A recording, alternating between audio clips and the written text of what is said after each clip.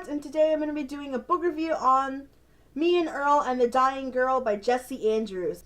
This book follows the story of a guy named Greg, and he's starting his first day of senior year. He talks to every social group, from the goths, the jocks, to the preps, but he's not really friends with them. He's kind of friends with this guy named Earl, but they're not really friends because they're more like co-workers because they work on short films together. After his first day of senior year, he comes home and his mom is bawling, crying about his old friend Rachel having leukemia. His first thought is, I'm not really friends with Rachel anymore. We haven't seen each other in 7 years. But his mom forces him to become friends with her. So from there, the plot goes on from Greg trying to become Rachel's friend, so her last days are memorable. Characters in this book are so hilarious. Greg is really, really funny, and Earl just says so much inappropriate things that just make it all more funny. And the time that we have Rachel in the book, she's just really hilarious. And one of the things that Greg does is that he doesn't really know what leukemia is, so he looks it up with his mom, and there's pictures, and he wants to throw up instead of feeling sympathetic about her.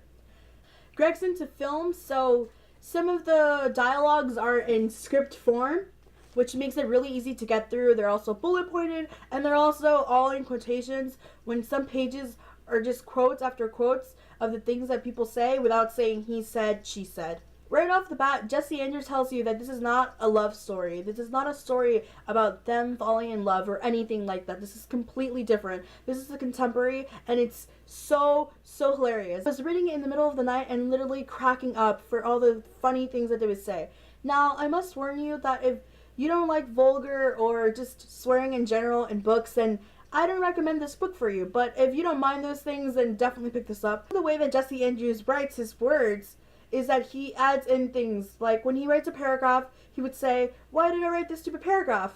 It is so stupid. It's a moron.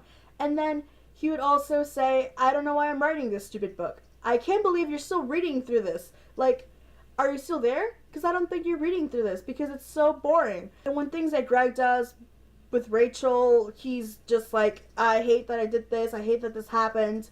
He's such a great author that this book isn't restricted. Like, many YA novels are very restricted in the way that what they say, if they imply sex or not, if they use language, but this book has everything of that nature. The author makes you care about Greg even though he's not the best person ever. I read this book in a day, and it was literally really short.